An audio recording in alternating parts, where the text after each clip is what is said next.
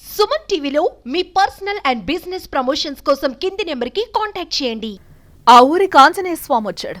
గ్రామాన్ని విడిచిపెట్టి వెళ్ళలేక మళ్లీ తిరిగొచ్చాడు.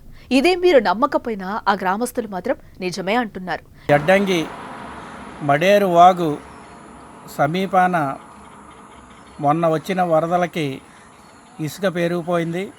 ఆ ఇసుకలో మాకు ఆంజనేయ స్వామి విగ్రహం లభ్యమైంది.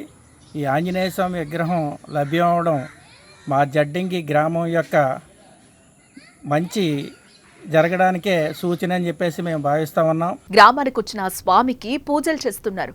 అసలు ఏంటి ఆంజనేయ స్వామి కదా? ఏ గ్రామాల్లో జరిగింది ఇప్పుడు చూద్దాం.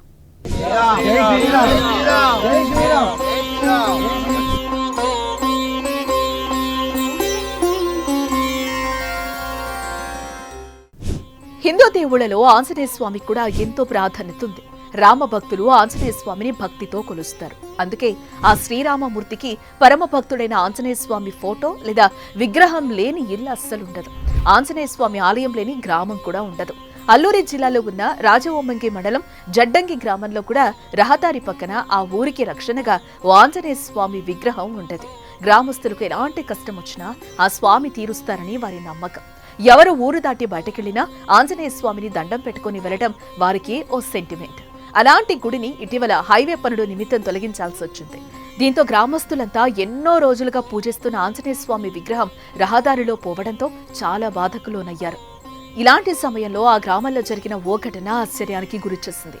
అంతా ఒకసారి జై హనుమాన్ జై శ్రీరామ్ అంటూ నామస్మరణ చేసేలా చేసింది.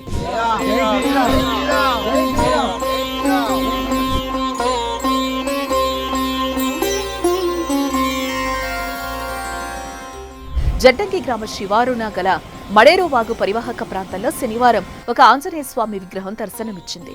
ఎక్కడి నుంచి వచ్చిందో ఎలా వచ్చిందో ఎవ్వరికీ తెలీదు.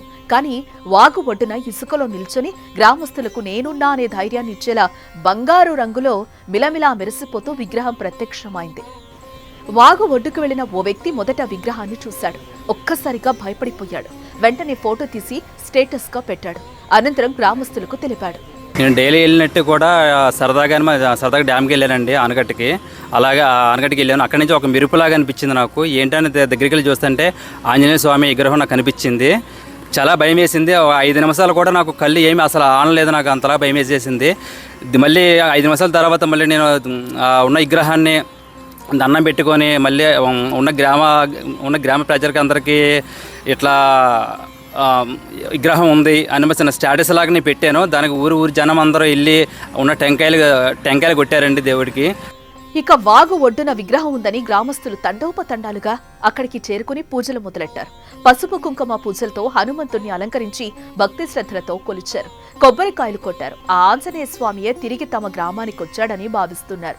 తమను వదిలి వెళ్లిపోయిన ఆంజనేయ స్వామి విగ్రహం ఆ ప్రాంతానికి వచ్చిందని ఆనందంలో మునిగిపోయారు. ఆంజనేయ స్వామి విగ్రహాన్ని గ్రామ పెద్దలకు సహాయంతో మరలా సమీపంలో గల గుడికి తీసుకువెళ్లారు. త్వరలోనే మంచి ముహూర్తం చూసి ఆలయం కట్టి విగ్రహాన్ని ప్రతిష్ఠిస్తామంటున్నారు. ఆ రోజు రాములు వారికి ఎలాగైతే అండగా నిలిచాడో ఈ రోజు ప్రజలకి కూడా ఆయన అండగా నిలవడానికే మా గ్రామం ఇచ్చేసాడని చెప్పేసి మేము భావిస్తా ఉన్నాం. అయితే అక్కడ ఉన్న ఆంజనేయ స్వామిని మేమంతా కూడా యువకులు కానీ మహిళలు కానీ తండోపతండాలుగా వచ్చి పూజించడం జరిగింది. తదనంతరం మేము ఆ యొక్క ఆంజనేయ స్వామిని తీసుకుని వచ్చి స్థానిక రామాలయంలోని మేము భద్రపరచడం జరిగింది. అయితే పెద్దలంతా ఆలోచన చేసి మంచి ప్రదేశంలో దాన్ని ప్రతిష్ఠ చేయాలని చెప్పేసి మాకు ఒక ఆలోచన ఉంది. ఇటీవల కురిసిన భారీ వర్షాలకు ఆంజనేయ స్వామి విగ్రహం కొట్టుకొచ్చినట్టుగా తెలుస్తోంది. ఏదేమైనా తమ గ్రామంలో విగ్రహం తొలగించిన ఊరిలో ఏదో ఒక రకంగా మళ్లీ ఆంజనేయ స్వామి విగ్రహం కనిపించడంతో మా ఊరికి ఆంజనేయ స్వామి వచ్చాడంటూ గ్రామస్తులు తన్మయం చెందుతున్నారు. మరి ఈ సంఘటనపై మీ అభిప్రాయాన్ని కామెంట్ రూపంలో తెలియజేయండి. జై శ్రీరామ్, శ్రీ ఆంజనేయం, ప్రసన్నాంజనేయం.